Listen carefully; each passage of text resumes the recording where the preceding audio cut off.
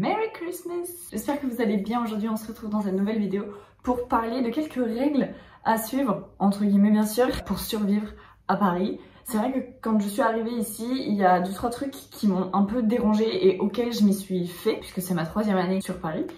Et il faut s'y faire, et je trouve que ce sont des règles de base qu'il faut connaître pour survivre à Paris, pour mieux comprendre en fait le pourquoi du comment on trouve que les Parisiens sont aigris ou sont un peu énervés, etc. Vous allez comprendre et ces règles vont vous permettre de vous aussi les appliquer lorsque vous viendrez visiter la capitale.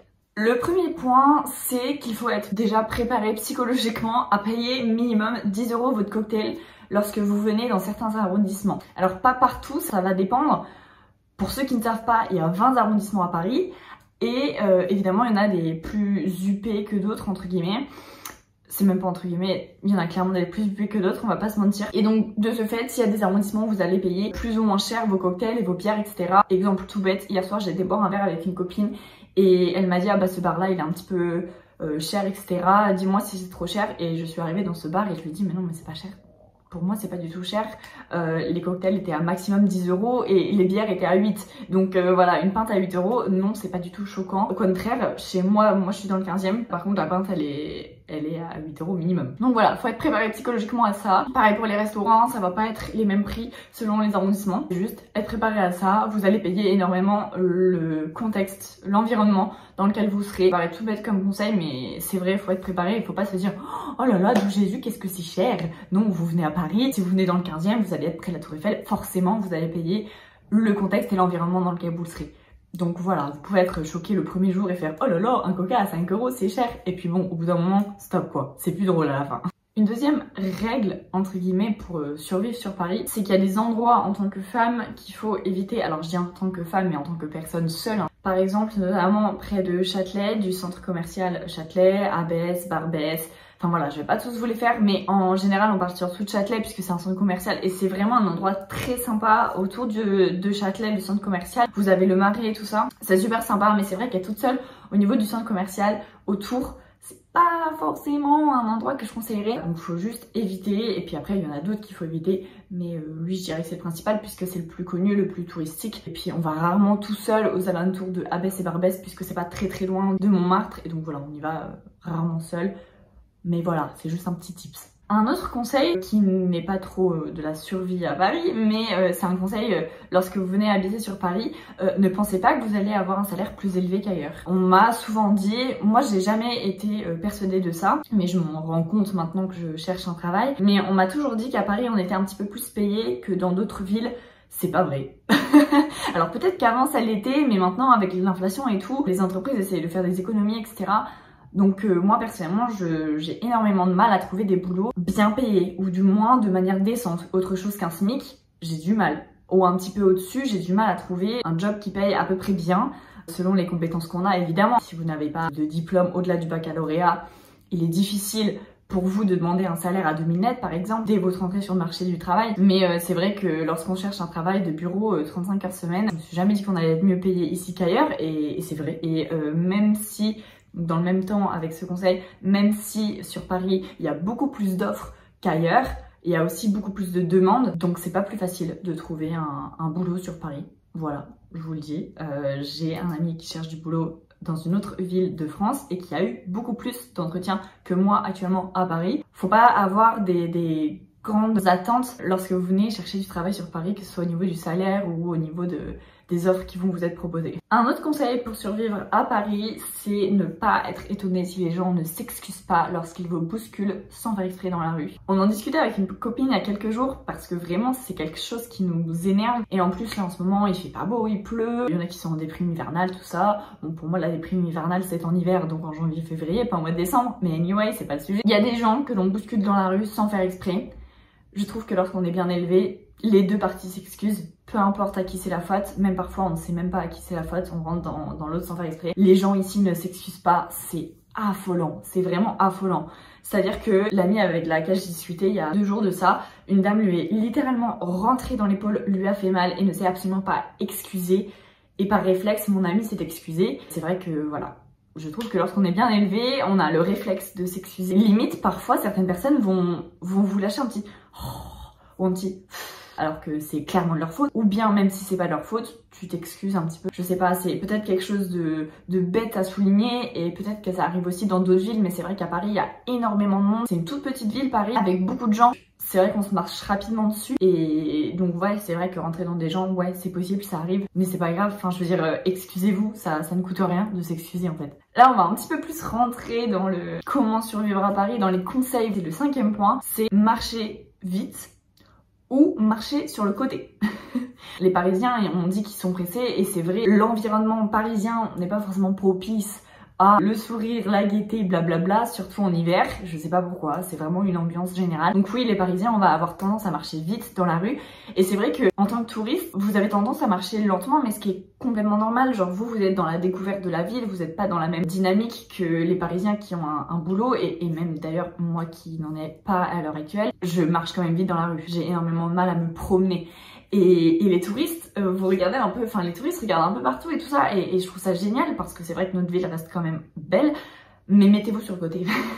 Vraiment, on déteste en tant que Parisien les touristes qui marchent tranquillou pilou dans la rue et qui marchent comme s'ils étaient tout seuls. Encore une fois, j'insiste, Paris c'est petit, donc tout le monde se marche dessus, surtout dans les environnements touristiques comme le mien, dans le 15e. Donc n'hésitez pas à vous mettre sur le côté, sur le trottoir et à profiter, voilà. On n'est pas là non plus pour vous empêcher de profiter de la ville. Comme la ville est petite, les routes sont petites, donc les trottoirs sont petits. C'est un cercle vicieux et donc du coup, bah forcément, si vous marchez au milieu du trottoir, ça va nous énerver plus qu'autre chose. Mettez-vous sur le côté ou marchez vite. Adaptez-vous à la marche parisienne si vous voulez faire comme un local. Mais c'est vrai que ça, c'est quelque chose dont je me suis rendu compte et c'est vraiment quelque chose d'énervant, surtout quand on a des contraintes. Et j'ai du mal à dire quelque chose dans ces cas-là parce que je sais que les gens sont simplement des touristes. Donc du coup, bah j'ai pas envie de les presser ou choses comme ça. Mais toi, tu es pressé, bah voilà, mettez-vous juste sur le côté. Alors ça, c'est un conseil aussi bien pour les touristes, mais surtout pour les Parisiens. Vraiment. En fait, quand je tourne ma vidéo comme ça, je pense que c'est des conseils pour survivre à Paris, mais finalement, c'est aussi des conseils pour les touristes, mais aussi pour les Parisiens. Parce que là, ce conseil-là, il est important pour moi. Vous devez impérativement laisser sortir les gens du métro avant de rentrer. Alors je sais, c'est cliché de dire que les Français on ne fait pas ça, on rentre un peu n'importe comment dans les transports, alors qu'au Japon c'est très carré. Par exemple, je prends l'exemple du Japon parce que c'est assez extrême. C'est vrai, s'il vous plaît, laissez sortir les gens avant de rentrer. Le métro, au pire, il vous passe devant, mais l'avantage qu'on a ici à Paris, c'est qu'il y en a un tous les 5 minutes, à peu près, voire moins parfois. Si vous le ratez, c'est pas grave. Si vous êtes en retard, bah vous avez qu'à prendre de la marge le matin, hein, vous voyez. C'est pas, enfin en tant qu'utilisateur des transports en commun, c'est pas mon problème si toi t'es en retard, fallait juste prendre de l'avance en fait. Parce que c'est vrai que en fait c'est très cliché de notre pays de ne pas laisser sortir les gens avant de toi-même rentrer dans le métro. Mais moi j'ai pas envie de répondre à ces mauvais clichés de la France. Il y a un tas de clichés sur les Français que j'évite d'éviter un maximum lorsque je suis avec des personnes soit étrangères ou même d'autres Français qui n'habitent pas à Paris. Et c'est vrai que c'est quelque chose qui me tient à cœur parce que c'est super pénible quand toi tu es dans le métro et tu sors et puis tu es pressé, il y a du monde, etc. Et il y en a qui rentrent en même temps que toi, ça n'a aucun sens. Et ça demande vraiment pas beaucoup d'efforts de se mettre sur le côté et de laisser les gens sortir et d'après toi rentrer. Mais le point suivant, lorsque donc on va rester dans la partie des transports en commun, anticipez votre descente. C'est-à-dire que parfois il y a des gens qui rentrent dans le métro, sachant qu'il y en a qui n'ont pas fini de sortir, mais parce que certaines personnes n'ont pas regardé l'arrêt et ils se disent trop tard, ah bah c'est mon arrêt. Vous regardez les arrêts et vous dites moi je descends là, je descends après tel arrêt. Tout simplement vous sortez à votre arrêt et vous ne mettez pas 10 secondes à capter que ah bah c'est mon arrêt, j'aurais dû sortir. Ça c'est super pénible. Surtout quand il y a du monde, tu vois les gens sortir, tu dis enfin je peux rentrer et finalement il y a quelqu'un qui a pas fini de sortir.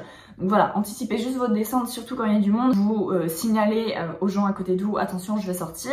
Ça demande rien, les gens au contraire, peut-être que certains vont trouver ça un peu bête, mais en vrai les vrais Parisiens on sait très bien que c'est plus pratique que les gens nous disent d'abord ah bah je vais sortir, pour que nous on puisse soit se mettre sur le côté, soit voir parfois même descendre du métro le temps que certaines personnes sortent. Ça coûte rien, vous anticipez votre descente et puis ça va aller. Si les gens en plus voulaient sortir avant de même rentrer, ça devrait bien se passer. Peut-être qu'on a changé de cadre, je ne sais pas, mais je viens de couper les notifications d'une conversation WhatsApp. Vous savez le genre de conversation où genre t'as 46 personnes dedans et t'as tout le monde qui parle en même temps? Trop chiant. Bref, l'avant-dernier point de cette vidéo, c'est vraiment un point qui m'énerve.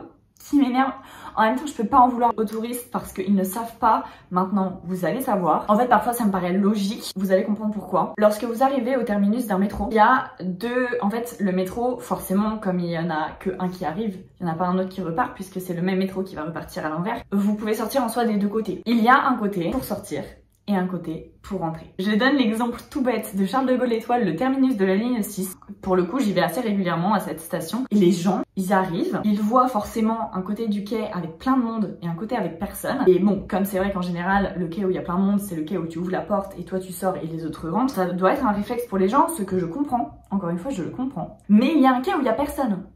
Déjà, la voie du métro vous dit, du coup, ce sera de ce côté-là, genre à gauche ou à droite, je sais plus. Et forcément, sortez du côté où il y a personne. Dieu merci, parfois, les portes sont bloquées du côté où il y a des gens sur le quai pour que les gens ne puissent pas sortir par là et doivent automatiquement sortir de l'autre côté. Mais c'est vrai que c'est super pénible que les gens insistent comme ça pour sortir alors qu'ils voient qu'il y en a qui sortent de l'autre côté, du côté où il y a le quai avec personne dessus. Si j'ai pris cet exemple de Charles de Gaulle Étoile et le fait que ça mérite à ce point-là, c'est parce qu'il y a quelques semaines, je suis allée à cette station, voilà, comme je vous le dis, j'y vais assez régulièrement, et il y a une dame qui insistait pour ouvrir, qui voyait que la porte ne s'ouvrait pas, et donc elle a commencé à aller de l'autre côté, donc pour sortir du bon côté, pour le coup, là où tout le monde sortait sauf elle, et en fait, quand elle a vu que nous, on avait réussi à ouvrir les portes pour rentrer dans le métro, elle a fait demi-tour et puis elle est sortie de notre côté. Et c'est vraiment super pénible parce que ça ne change rien pour vous en tant qu'utilisateur parce que des deux côtés, vous avez le RER-A, la ligne 1 et la ligne 2. Donc ça change rien pour vous en fait. Je dis vous, mais je parle des touristes en général et même des Parisiens en général parce que je pense que cette dame était juste débile en fait, donc je ne sais pas si elle était parisienne ou autre, mais en tout cas voilà, c'est super pénible, vous avez deux côtés, vous sortez du côté où il n'y a personne. C'est juste des petits tips, encore une fois, c'est pas méchant, je veux pas que vous le preniez mal si vous faites la même chose parce que je peux comprendre qu'en tant que touriste, vous ne fassiez pas attention à ce genre de choses. Je veux pas être méchante, c'est juste des petits tips, j'espère que vous le prenez pas mal quand même. Et le dernier point de cette vidéo, si je l'ai mis en dernier, c'est parce que c'est aussi un point qui mérite énormément et c'est quelque chose qui m'énerve au plus haut point. Parce que là, pour le coup, ça concerne tout le monde. Ça ne concerne pas uniquement les touristes. Alors oui, ça va être plus les touristes que les Parisiens, mais même les Parisiens le font. Et c'est quelque chose qui m'énerve parce qu'encore une fois, les touristes, on peut pas leur en vouloir. Les Parisiens, merde. Vous savez quand même, c'est pas compliqué. C'est le fait de s'arrêter n'importe où, n'importe quand, n'importe comment. Parfois, vous marchez dans la rue, vous êtes pressé, comme d'habitude, vous êtes parisien, hein, je suis désolée, ça c'est un cliché qu'on ne pourra pas changer. Vous marchez vite et quelqu'un s'arrête juste devant vous, comme ça là, et regarde son téléphone ou autre. C'est chiant. Vraiment, je vous le dis, si vous voulez checker votre téléphone pour X ou Y raison, vous vous mettez sur le côté, vous laissez le passage pour les gens. Parce que j'insiste pour la millième fois dans cette vidéo, Paris c'est petit, les gens se marchent dessus. Il y a des gens qui vont pas me croire quand je vais dire que Paris c'est petit. Si, Paris c'est tout petit. Genre vraiment, c'est plus petit que certaines autres grandes villes de France, je suis persuadée. Je ne connais pas toutes les grandes villes de France, mais Paris c'est 10 km sur 10 km, clairement c'est un cercle. En plus il y a énormément de buildings, les rues sont petites. Encore une fois, vous vous mettez sur le côté, ça ne coûte rien et vous ne vous arrêtez pas en plein milieu de la rue. C'est super pénible. Genre, on n'a pas que ça à faire de freiner, freiner, on dirait que je parle d'une voiture, mais genre on n'a pas à freiner et genre ensuite vous contournez, non c'est pénible. Et ça arrive du coup souvent avec des touristes qui s'arrêtent pour regarder la map, etc. Encore une fois les touristes, je peux pas leur en vouloir, sur le coup ça m'énerve, mais on peut absolument pas leur en vouloir. Encore une fois, si t'es pressé, tu prends de la marge, ça c'est vraiment un concept que les Parisiens n'ont pas compris. Quand tu es pressé, tu prends de la marge. Après moi j'avoue que je prends souvent de la marge et je marche quand même vite, c'est paradoxal. Et c'est pareil du coup dans les transports, qui sont encore plus petits que les rues, c'est pareil, vous ne vous arrêtez pas comme bon vous semble devant un escalier à regarder comme ça, ah c'est où que je dois aller. Alors déjà c'est très bien indiqué, les métros à Paris vraiment vous pouvez le voir de loin là où vous devez aller. C'est vrai qu'en tant que touriste des fois on doit s'arrêter, regarder les stations, il n'y a aucun problème. C'est juste que si encore une fois je parle de ça, c'est parce que ça m'est arrivé il y a 2 jours. Je check les métros avant de partir pour être sûr qu'il n'y a pas de problème sur mes lignes. Je devais prendre la 6 et la 12 et bah écoutez, je prends la ligne 6, je pense qu'ils ont dû acheter ce métro sur Wish parce qu'il y a tout le temps des problèmes. Et donc ça ne rate pas le jour où je monte dans la rame de métro, problème de régulation du trafic, enfin bref, la routine. Et donc forcément, bah en fait t'es un petit peu pressé quand tu changes de ligne et il y a une dame qui s'arrête juste devant l'escalier. Et je ne sais pas ce qu'elle avait fait, en tout cas elle s'arrête juste devant les escaliers en mode je ne sais pas si je dois descendre, sauf que moi je savais que je devais descendre. Du coup je l'ai contournée rapidement parce que moi je pensais qu'elle allait continuer de descendre. Je l'ai entendue faire ou un truc comme ça. En tout cas elle a râlé ou elle a soupiré. Alors je peux comprendre que ce soit pénible de voir quelqu'un qui te double comme ça de manière inattendue dans les transports, mais tu n'as pas à t'arrêter comme ça en plein milieu de l'escalier. Enfin c'était juste avant l'escalier, mais genre c'était... il y avait 50 cm d'un côté, 50 cm de l'autre, vous voyez ce que je veux dire? Ne faites pas ça, c'est super pénible. Vous regardez avant votre itinéraire ou vous regardez sur la station où est-ce que vous devez descendre, etc.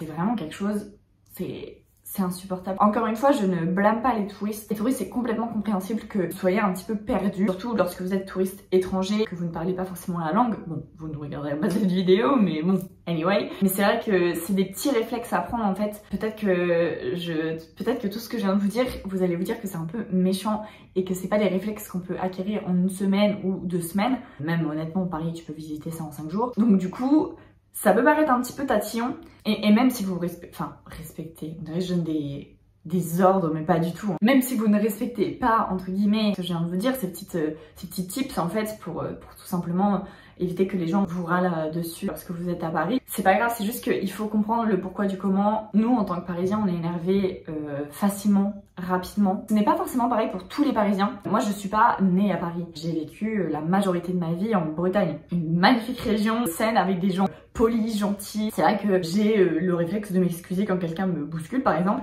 Ça, c'est pas forcément un réflexe qu'un vrai Parisien pure souche avec des parents nés à Paris, etc. va avoir. Il y a différents types de Parisiens. Il y a les Parisiens pure souche, il y a les Parisiens qui sont là que pour les études. Il y a différents types de Parisiens, comme il y a différents types certainement de Bordelais, de Lillois et de Lyonnais, par exemple. Mais c'est vrai que Paris, c'est peut-être un petit peu différent. Je connais moins les villes que je viens de vous citer, voire même d'ailleurs pas du tout. Mais en tout cas, pour ce qui est de Paris, c'est ça. C'est vraiment une mentalité différente, je trouve, du reste de la France. Non, je ne dirais pas province, car non, vous n'habitez pas en province. Si vous habitez à Limoges, vous habitez à Limoges.